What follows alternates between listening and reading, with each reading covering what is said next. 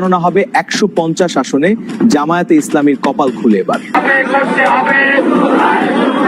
দর্শক, সারা দেশে ধ্বংসলীলা হয়েছে, আবারও ভোট গণনা হওয়ার জন্য সর্বশেষ। এদিকে সারা দেশের অস্থিতিশীল পরিবেশ সামাল দিতে আবারও 150টি আসনে ভোট গণনা হবে। নির্বাচন কমিশন চূড়ান্ত সিদ্ধান্ত দেন, জামায়াতে ইসলামীর কপাল খুলে বিএনপি এবার বিপদের মুখে। সংসদ নির্বাচনে রংপুর 4 ও 6 আসন সহ আরো বিভিন্ন আসনে ভোট ইঞ্জিনিয়ারিং এর অভিযোগ উঠেছে।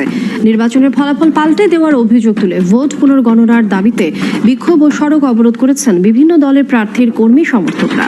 ভোটের ফলাফলে জামায়াতের জন্য নজিরবিহীন সফলতা। সুখবর, জামায়াত শিবিরের লোকজন আবার জেগে উঠুন। আপনাদের এখন যে সুখবর দিব আপনাদের জন্য সামনে অপার সম্ভাবনা। জাস্ট ঘুরে দাঁড়ান।